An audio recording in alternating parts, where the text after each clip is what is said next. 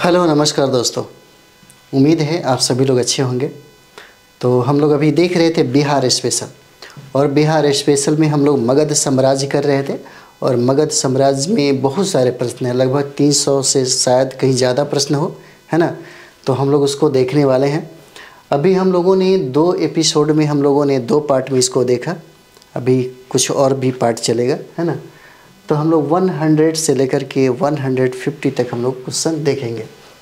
तो पहला प्रश्न अगर हम लोग देखा जाए, पहला प्रश्न जो है ना, पहला प्रश्न हो जाता है बिंदुसार की मृत्यु जो है कब होती है। बिंदुसार की मृत्यु कब होती है। और ये बिंदुसार जो है चंद्रगुप्त मौर्य के पुत्र हैं, है ना।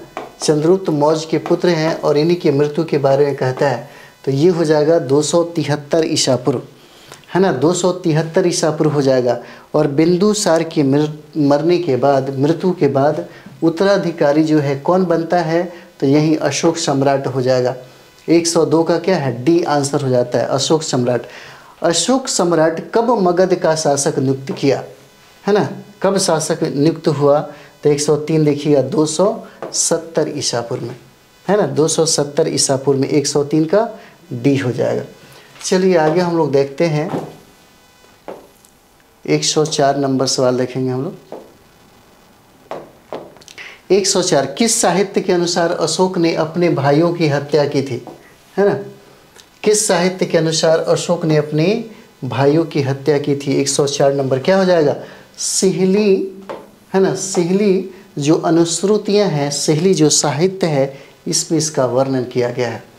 सिहली साहित्य के अनुसार अशोक ने अपने कितने भाइयों की हत्या की, है ना। 105 नंबर क्या हो जाएगा, तो यहाँ पे देखिए 99 भाइयों की हत्या की। अशोक का राज्याभिषेक कब हुआ। 106 नंबर सवाल है। 106 नंबर सवाल क्या हो जाएगा, तो यहाँ पे देखिएगा 269 ईसा पूर्व में राज्याभिषेक होता है ना। आगे हम लोग बढ़ते हैं, रिवाइज ही है, फटाफट आपका रिवाइज भी हो जाए ताकि बिहार स्पेशल से प्रश्न ना छूटे।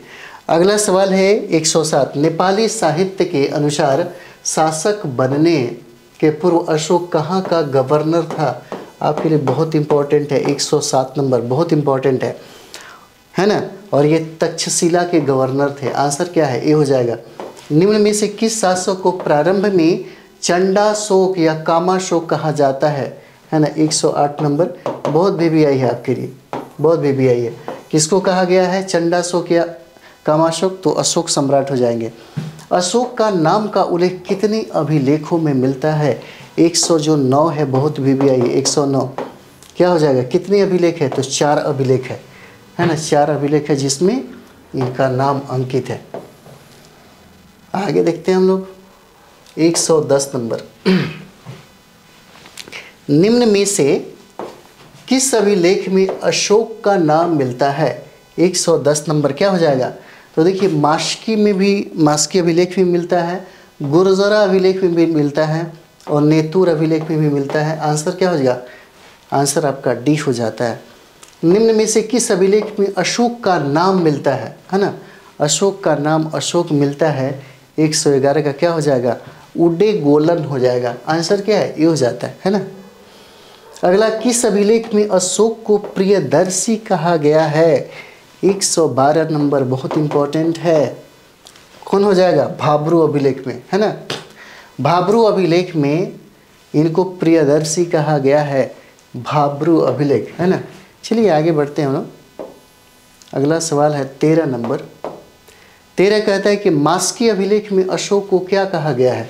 प्रश्न पूछा जा सकता है, बहुत इंपॉर्टेंट है। 113 है ना, क्या हो जाएगा, बुद्ध शाक्य कहा गया है। आंसर बी, बुद्ध शाक्य कहा गया है मास्की अभिलेख में अशोक सम्राट को, है ना। 14 देखिए, अशोक ने अपने जीवन में मात्र एक युद्ध कहाँ का लड़ा था, है ना। मुझे लगता है ये प्रश्न जो है कॉमन है, सब कोई बना लेगा, है ना। 114 नंबर सवाल क्या हो जाएगा,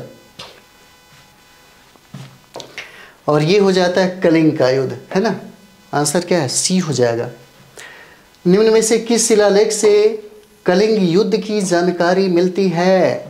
115 नंबर क्या हो जाएगा, 13वें शिलालेख में कलिंग युद्ध की जानकारी मिलती है और इसका चर्चा है।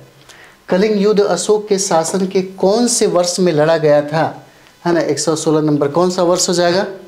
तो 8वें वर्ष में कलिंग युद्ध लड़ा गया था, 8वें वर्ष में, ठीक है। चलिए आगे बढ़ते हैं हम लोग। 17 नंबर देखते हैं। पूछा जाता है कि कलिंग युद्ध अशोक ने कब लड़ा? 17 नंबर सवाल क्या हो जाएगा?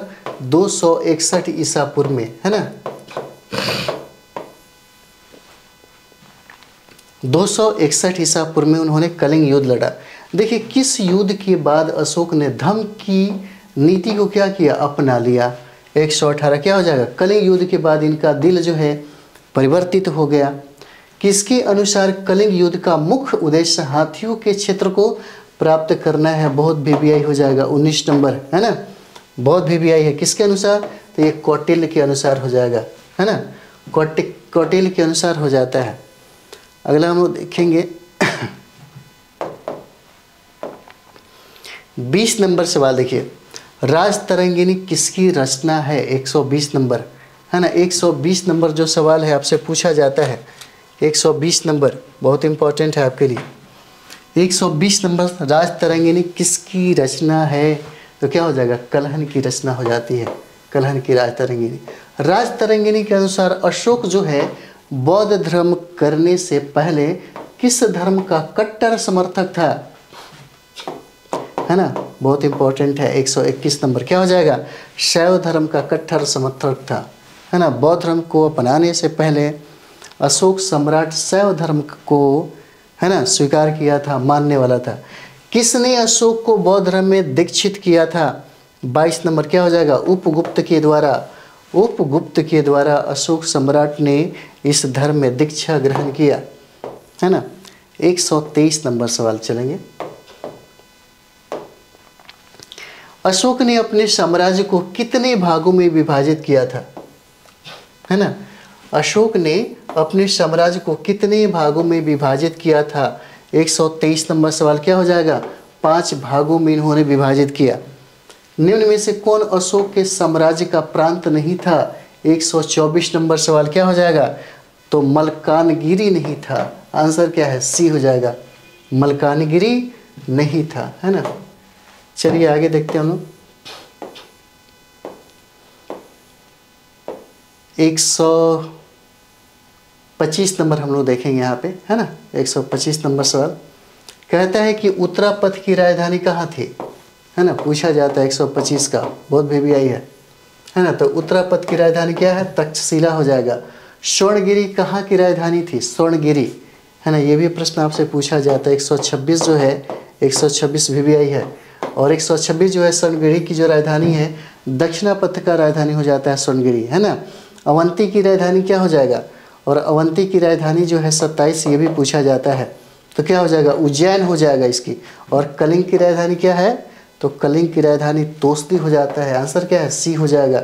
128 का सी हो जाता है, ठीक है। चलिए आगे बढ़ते हैं। सारा का सारा प्रश्न अभी जो हम लोग बना रहे हैं यह बीपीएससी के द्वारा पूछा गया है ना। अगला सवाल 129, पूर्वी राज्य की राजधानी कहाँ थी? 129 नंबर सवाल क्या हो जाएगा? तो पूर्वी राज्य की राजधानी जो है पाटलिपुत्र में हो जाएगा। कहता है कि संपूर्ण मौर्य साम्राज्य की राजधानी कहाँ थी? 130 नंबर क्या है? संपूर्ण मौर्य साम्राज्य की राजधानी कहाँ थी? तो पाटलिपुत्र हो जाएगा। आंसर क्या हो जाएगा? ए हो जाएगा, है ना। आगे हम लोग बढ़ेंगे।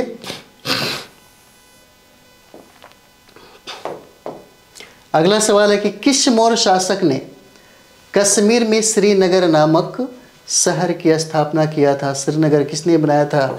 131 का क्या हो जाएगा? अशोक सम्राट के द्वारा इसकी स्थापना हुआ था, अशोक सम्राट। और अशोक ने नेपाल में किस शहर की स्थापना किया था? 132 नंबर सवाल बहुत इंपॉर्टेंट है ना। 132 नंबर सवाल क्या हो जाएगा? 132 का क्या हो जाता है यहाँ पे? तो देखिए ये हो जाएगा आपका ललित पाटन हो जाएगा। नेपाल में ललित पाटन नामक जो शहर है इसी की स्थापना उन्होंने किया था। तो 133 का क्या हो जाएगा? जूनागढ़ अभिलेख का संबंध किस शासक से है?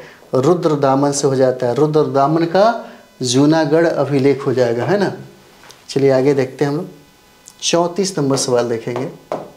34 कहता है यहाँ पे 134 नंबर कि तुषास्प जो है ना, अशोक के समय कहाँ का गवर्नर था पूछा जाता है, बहुत इंपॉर्टेंट है ना। 134 का क्या हो जाएगा, तो देखिए 134 का सी हो जाता है। उज्जैन का यह क्या था, गवर्नर था, है ना, अशोक के समय में।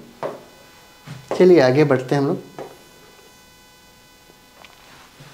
135 तो शास्त्र जो है किस देश का नागरिक था, है ना। तो 135 का क्या हो जाएगा, तो ये देखिए यूनान का यह व्यक्ति था।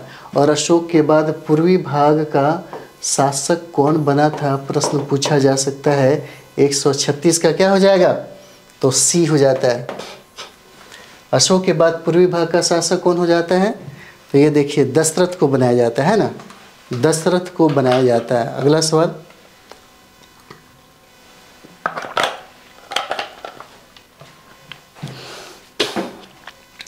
अगला सवाल है कि पूर्वी भाग में कौन सा राज्य शामिल था, है ना। 137 का क्या हो जाएगा, तो ये देखिए इसका आंसर हो जाएगा आपको 137 का बिहार भी हो जाएगा, बंगाल भी हो जाता है, उत्तर प्रदेश भी हो जाएगा। पूर्वी भाग में ए, बी और सी तीनों हो जाएगा। दशरथ ने अपनी राजधानी कहाँ बनाई, 138 नंबर कहाँ बनाई, तो पाटलिपुत्र में बनाया था। आंसर क्या है, सी हो जाएगा। चलिए आगे देखते हैं। 39 नंबर सवाल हम लोग देखेंगे। 39 नंबर सवाल कहता है कि पश्चिमी भाग का शासक कौन बना। 39 क्या हो जाएगा, तो ये देखिए संप्रति को बनाया जाता है पश्चिमी भाग का, है ना। पश्चिमी भाग का शासक कौन बना, संप्रति होता है। और पश्चिमी भाग के अंतर्गत कौन सा राज्य था, 140 का क्या हो जाएगा, गुजरात भी हो जाएगा, राजस्थान भी हो जाएगा और मध्य प्रदेश भी हो जाएगा। इस तरह से आंसर क्या है, डी हो जाता है, ए, बी और सी, है ना। किसके बाद संप्रति को मौर्य वंश का सर्वश्रेष्ठ शासक कहा गया, 141 का कौन हो जाता है, अशोक सम्राट हो जाएंगे, है ना, अशोक सम्राट। अगला सवाल हम लोग देखेंगे।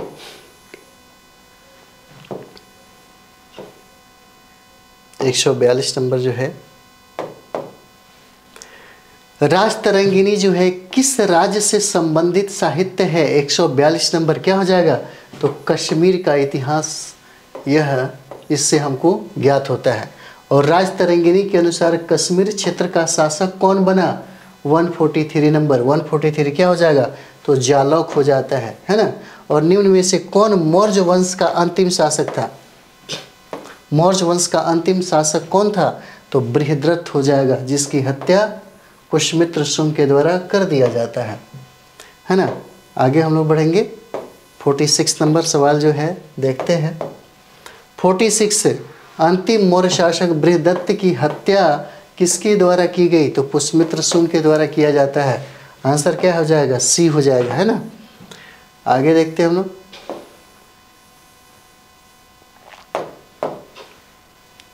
146 है ना, 146 नंबर क्या हो जाएगा, तो देखिए बृहदत्त की जो हत्या है कब हुई, तो बृहदत्त की हत्या 185 ईसापुर में हुआ, ईसापुर में हुआ, बीसी में। मौर्य वंश के बाद मगध पर किसका शासन प्रारंभ हुआ, 147 का क्या हो जाएगा, तो देखिए शुंग वंश का शासन जो है प्रारंभ होता है।